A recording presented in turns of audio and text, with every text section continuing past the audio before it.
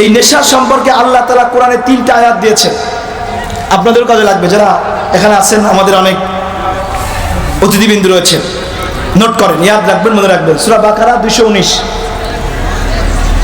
সূরা নিসা 43, সূরা মায়েদা 90। এই 3টা আয়াত দিয়ে আল্লাহ তাআলা স্টেপ বাই স্টেপ নেশাকে হারাম করেছেন। সূরা মায়েদার 90 নম্বর আয়াত দিয়ে সম্পূর্ণরূপে গাঁজা, মদ, ফেন্সিডিল এগুলো সব এই আয়াতের উপরে ইজমা কিয়াস করে মুস্তাহিদগণ ইজতিহাদ করে এগুলোকে হারাম করেছেন। জোরে বলেন আল্লাহু আকবার।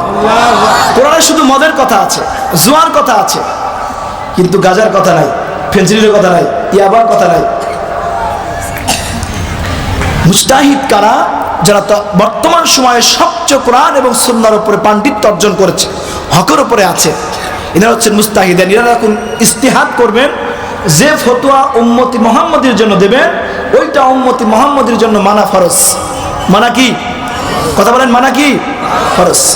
এজন্য আলেম উলামা যেখানে, কথা বলেন না, আলেম উলামা যেখানে, আলেম উলামা নাই যেখানে, আলেম উলামার সাথে থাকলেই বরকত।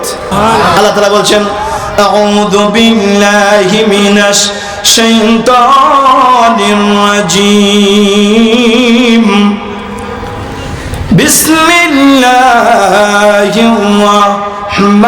রাহমানির রাহিম।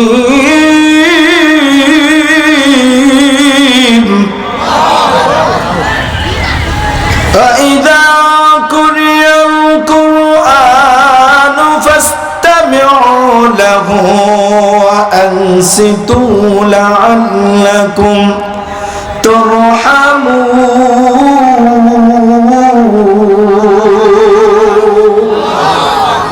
আল্লাহু আকবার বলছে তো মনে হচ্ছে সবাই জন্ডিসের রোগী। ফুটবল খেলা দেখতে গেলে গোল যেদিকেই হোক, স্যান্ডেল উপরে কোন কে দল ঠিক নাই, লুঙ্গি খুলে যায়, কয় গোল। কথা বলেন। আল্লাহু আকবার বলছে তো মনে হচ্ছে সবাই 4 দিন ধরে জ্বরে ভুগতেছেন। আল্লাহু আকবার বলে দিল প্রশস্ত হয়, ঈমান বাড়ে। জোরে বলেন আল্লাহু আকবার। এজন্য তেলাওয়াত শুনলে আল্লাহু আকবার বললে স্পিড আমারও বাড়বে, আপনাদেরও বাড়বে। কথা বলেন ঠিক কি না? জি। আমি তেলাওয়াত করেছি সূরা আরাফ 204, 204 নম্বর আয়াত। মনে রাখবেন, যেহেতু বলতে পারেন যে চুয়াডাঙ্গা থেকে কোন হুজুর আসছিল, কি কথা বলছে, কোন হাদিসের কোথাও নাই। একটা কথা আমরা রেফারেন্সরা বলবো না ইনশাআল্লাহ। আল্লাহ বলছেন সূরা আরাফের 204 নম্বর আয়াতে, ওয়া মানে আর, ওয়া মানে এবং, ইদা মানে যখন, কুরি আল কোরআন তেলাওয়াত করা হয় কোরআন, ফাস্তামিউ লাহু, লাহু দ্বারা আল্লাহ কোরআন বুঝিয়েছে। ওয়ানসিতু, যখন কোনো মানুষের সামনে কোরআন তেলাওয়াত হবে তখন ওই ব্যক্তি কথা বলতে পারবে না। কে বলছেন?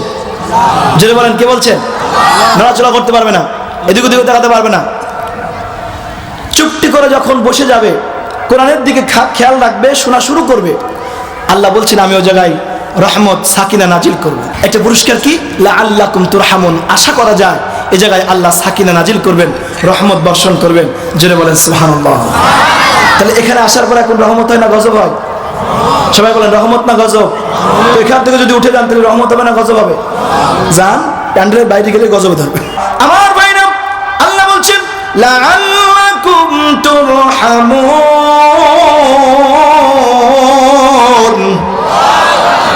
বান্দা যদি কথা বন্ধ করে দেয়, এদিকে ওদিকে তাকানো, নড়াচড়া সব বন্ধ করে দেয়, আল্লাহ বলছেন বান্দারে উঠা বসা বন্ধ করেছ, নড়াচড়া বন্ধ করেছ, হৃদয়ের কান অন্তর চক্ষু চর্মচক্ষু লাগিয়ে দিয়েছ, আমি আল্লাহ ঘোষণা দিলাম ওই জায়গায় আমি আল্লাহ তোমার মাথার উপরে রহমত বর্ষণ শুরু করেছি। আরেকবার জোরে বলেন মারহাবা। তাহলে বলেন তোমার ভাইরা, এখানে আসার পর এখন রহমত হয় না গজব হয়?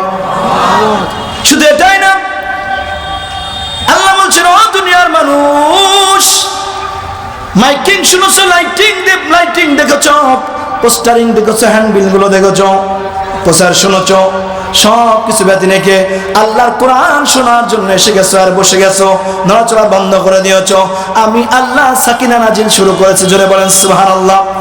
শুধু সাকিনা নাজিল শুরু করি নাই, আল্লাহ বলে বান্দা কোন রাস্তা দিয়ে, কয়টা কদম ফেলে, কোন গাড়িতে, মোটর সাইকেলে না, অটোতে না, ভ্যানে না, হেঁটে হেঁটে এসেছেন? কয়টা কদম ফেলেছেন?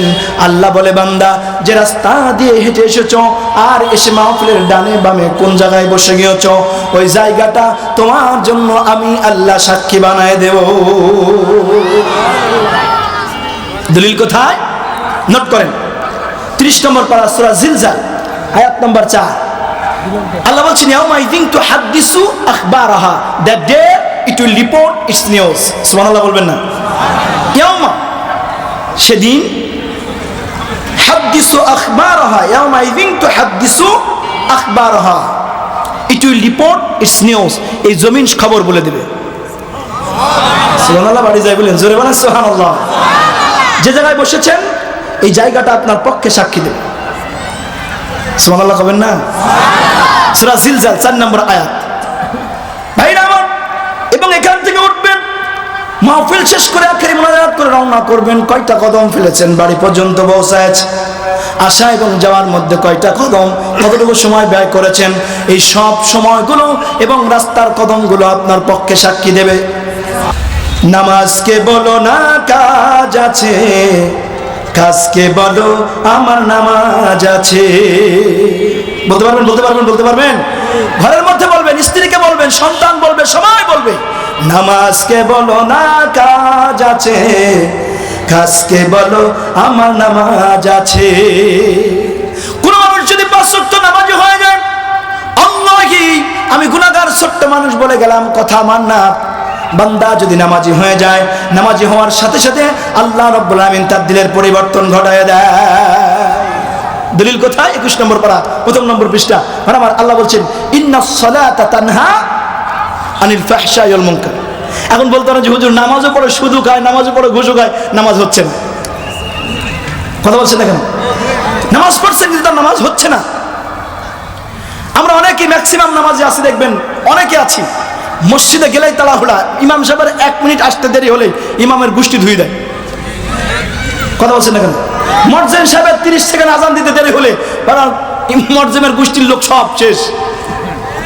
কথা বলেন? বিভিন্ন মোড়ে মোড়ে, বিভিন্ন চায়ের দোকানে শুধু ইমাম, মুয়াজ্জিন আর আলেমদের নিয়ে সমালোচনা। অথচ একজন আলেম সারা রাত ঘুমালে যে সওয়াব হয়, একজন আবেদ যিনি আলেম না, তিনি সারা রাত তাহাজ্জুদ পড়লেও আলেমের ঘুমের সমান সওয়াব তার হবে না। এই কথাটা আমরা ভুলে যাই। আল্লাহ বলছেন, কথা আমার না, নোট করেন। আল্লাহ বলছেন, ইন্নামা ইয়াখশাল্লাহু মিন ইবাদিহিল উলামা। এই পৃথিবীর মধ্যে সবচেয়ে, জমিনের মধ্যে আর আসমানের নিচে সবচেয়ে বেশি ভয় করে আল্লাহকে আলেমরা। আলেম দেখলে আমাদের গায়ে অ্যালার্জি শুরু হয়। আলেমদের কাছে আসবেন, সুহবতে থাকবেন, হাতে হাত দেবেন, বুকে বুক দেবেন। কারণ এই সমাজে, এই দেশে, এই পৃথিবীতে যতদিন পর্যন্ত কোরআন, সুন্নাহ, ইজমা, কিয়াসের আলেম থাকবে, পৃথিবী টিকে থাকবে। আলেম থাকবে না, এলেম থাকবে না, তো পৃথিবী থাকবে না। এটাই কথা, এটাই হক। এই জন্য সমাজে আল্লাহ আমাদের সুমতি দান করুন। সকলে বলছে আল্লাহুম্মা আমিন। এখনো যারা দিকে ঘোরাফেরা করছেন, ওদের আহ্বান করবো, আসুন আজকের এই আধা ঘন্টা সময় আমার আপনার জন্য জান্নাতের আল্লাহ টিকিট বানাতে পারে। কথা বলেন ঠিক না? ঠিক বলেন, কথা বলেন। আর আমাদের সমাজে ওয়াজে কাজ হচ্ছে না। আমি নগদ কিছু কথা বলি, খুব খেয়াল করেন, গুরুত্বপূর্ণ কথা। বর্তমান সময়ে আমাদের সমাজে ওয়াজে তাসির হচ্ছে না। আমি ছোট্ট মানুষ গবেষণা করেছি, কারণ হলো 3টা। কয়টা বলেন? কয়টা কারণ? একটু জিকির করেন, সুবহানাল্লাহ। থামেন থামেন, যেভাবে জিকির করছেন মনে হচ্ছে সবাই 1 মাস ধরে রোজা করছেন, অথচ একবার কালিমা পড়লে জান্নাত। জোরে বলেন সুবহানাল্লাহ। বলেন লা ইলাহা, ও জোরে লা ইলাহা, লা ইলাহা ইল্লাল্লাহু মুহাম্মাদুর রাসূল। আল্লাহ আল্লাহ কি যে মধুর নাম, গাছ গাছালি পাক পাকালি গাই যেন সে গান। আল্লাহ আল্লাহ কি যে মধুর নাম, লা ইলাহা, ও জোরে লা ইলাহা, লা ইলাহা ইল্লাল্লাহ ইল্লাল্লাহু মুহাম্মাদুর রাসূল সাল্লাল্লাহু আলাইহি ওয়াসাল্লাম। আমার ভাইরা, তিন শ্রেণীর মানুষের জন্য বর্তমানে ওয়াজে গুরুত্বপূর্ণ তাসির হচ্ছে না। শুনবেন কয় শ্রেণী? নাম্বার 1 আমাদের মতো বক্তাদের জন্য। কি বলেন? আমাদের মতো বক্তাদের জন্য। নাম্বার 2 হলো ম্যানেজিং কমিটির জন্য। নাম্বার 3 হলো শ্রোতা। নাম্বার 3 কি? শ্রোতা। কেন ওয়াজে কাজ হচ্ছে না? বক্তা যিনি আসছেন উনি আগেই, ওনাকে ফোন করলে বলা হচ্ছে যে আপনার এই ডেট আছে, তো উনি বলছেন যে আমার একটু দেরি করে বলছেন যে ডেট দেওয়া যাবে, আগে 30,000 পাঠাতে হবে। কথা বলেন, কথা বলেন, কথা বলেন। Attention please, listen to me, keep silent. আমার দিকে খেয়াল করুন। কোরআনের মাহফিলে বসছেন অল্প সময়ের জন্য, আমরা দিকে না তাকাই, এই ডানে বামে কিয়ামত হয়ে যাক, কিন্তু আমি কোরআনের মাহফিলে বসছি। কথা বলেন ঠিক কিনা? একটু মনে হচ্ছে যেন আমার পরিবেশটা বিশৃঙ্খলা দেখা দিচ্ছে, যে কেউ মন মতো উঠছেন না, ওঠানামা করছেন। আল্লাহি কোরআনের মাহফিলে বসার পরে 3 শ্রেণীর মানুষের জন্য ওয়াজে কাজ হচ্ছে না। 1 নম্বরে বক্তা, 2 নম্বরে হলো কমিটি, 3 নম্বরে শ্রোতা। কেন? বক্তা চিন্তা করে 70,000 পাঠাইছে, আরো 30,000 পাঠাইছে, 70,000 কন্ট্যাক্ট যাওয়ার পরে ওয়াজ যদি ভালো না হয় তাহলে বাকি 40,000 দেয় কি দেয় না? কথা বলেন। আবার কিছু বক্তা আছে 10 কিলোমিটার দূরে এসে বলে যে বাকি টাকা না দেওয়া পর্যন্ত আমি মাহফিলে যাব না। এই কথাগুলো বলাতে অনেক বক্তা আমার উপরে ক্ষিপ্ত, এতে আমার কিছু আসা যায় না। হক কথা বলা লাগবে। কথা বলেন ঠিক কিনা? দলিল নেন। আল্লাহ বলছেন ইত্তাবিউ মা লা ইয়াসআলুকুম আজরা ওয়া হুম মুহতাদুন। ওয়াজ শোনার জন্য সূরা ইয়াসিন বক্তার মধ্যে সর্বপ্রথম 2টা গুণ খেয়াল করতে হবে। নাম্বার 1, এই বক্তার লোভ লালসা কেমন। নাম্বার 2, উনার আমল আখলাক তাকওয়া কেমন। আমরা চিন্তা করি যে ভাইরাল হলেই হলো, নামাজ পড়েছে না পড়ুক, যা করে করুক, টাকা পয়সা জানাই নি, ভাইরাল কিনা। কথা বলে। ম্যানেজিং কমিটির টার্গেট যে ভাইরাল বক্তা আনলে লোক বেশি হবে, আদায় বেশি হবে, আমাদের নিয়ত সহি হবে। আল্লাহি যদি এই নিয়তে কোনো কমিটি বক্তাকে দাওয়াত দেয়, ওই ওয়াজে যাররা পরিমাণ কোনো সওয়াব হবে না, তাসির হবে না, বরকত হবে না, হতে পারে না। কথা বলে। বক্তাও যিনি ওয়াজ করতে আসবেন উনি যদি সবসময় টেনশন করে যে টাকা দেয় কি দেয় না, ওই বক্তার ওয়াজও তাসির হবে না। শ্রোতারাও চিন্তা করে যে হুজুর কেমন টেবিল বানাতে পারে, গলার টোন কেমন, কেমন ঝাড়ি টাড়ি মারতে পারে, যদি মনের মতো হয় তাহলে শুনবো, তা না হলে চুরি বাড়ি বগলে করে বাড়ি। কথা বলেন। তো এখান যদি মাহফিল থেকে ওঠেন তবে আপনি ওই 3 নম্বর দলের লোক। কথা বলেন ঠিক না? আল্লাহ তাআলা আমাদের সুবহানাহু দান করুন, বলছে আমিন। আরো জোরে বলেন আমিন। হাজিরিন, তবে হ্যাঁ, আমি কেন কথাগুলো বললাম? এজন্য বললাম যে আল্লাহ তাআলা তার কোরআনে বলেছেন যে এই বিষয়গুলো খেয়াল করা, 2টা বিষয়। তো আমি আলহামদুলিল্লাহ আজকে 21 বছর ধরে ময়দানে কথা বলি, একটা জায়গায়ও আজ পর্যন্ত আমি ডিমান্ড করি নাই। আলহামদুলিল্লাহ বলবেন না?